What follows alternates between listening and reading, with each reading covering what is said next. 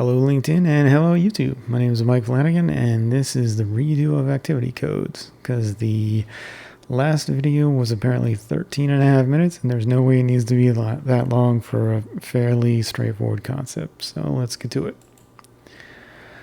Okay, so in this scenario we want to basically filter. We've got this guy Joe Nolan down here, and one of the sites that I worked at, we had two really good welders.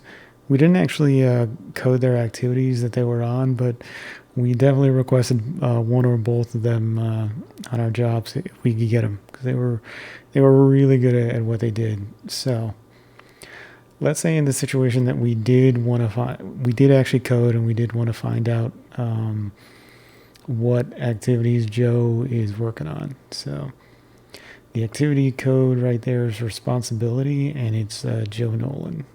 So what I'm going to do, as you can see, I already created the filter, but I'm going to do it again.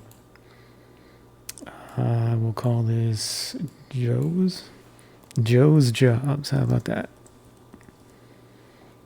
All right, so, and as I said, the activity code is responsibility. So we'll go down here. And I usually do contains on this, but contains seems to be a little bit more forgiving than equals. But in this case, it actually works, no problem whatsoever. So, all right, so Joe's Jobs is right there. Hit apply and OK. And as you can see, there are only two activities. I knew that before, mainly because I made the video a moment ago, but you're just going to trust me when I say that's a responsibility, and that's responsibility equals to Joe Nolan. Yeah, so that's basically activity codes in a nutshell. As I said, there was another scenario that I'm going to go through. I can't remember if this is one or two activities, but that is not it. There we go. So I want to know, like, let's say this is a massive, like 300 or 400 activity schedule, and you're like, show me all of the activities for the temperature control equipment. So in that case, you just make a new filter. We'll call it temp TMP control, and this is going to be item. And you can see it right there. It's going to be item. And this will be temperature control. Hit OK. And hit OK. No, OK. I could have sworn there were at least two, maybe three, but obviously not. You can be very confident. Actually, you can be completely confident that whenever you do a filter, it should show up. If that activity does have a code on it, and you specify and you've done your filter correct, which I have, then you'll get all of the activities that match the filter.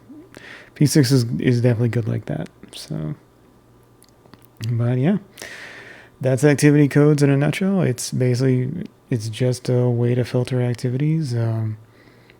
I kind of shy away from activity codes in general, mainly because, let me go up here real quick.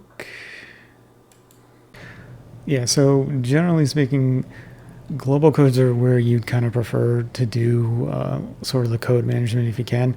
The reason I say that is if you get used to using a bunch of codes that you really, really like, and they're unfortunately project codes, like you've got a bunch of codes that you love using in this project. Well, if they're project codes, you can't apply them at all to here unless you copy and paste them, and it's not really that difficult to do. Well, actually, let me rephrase that.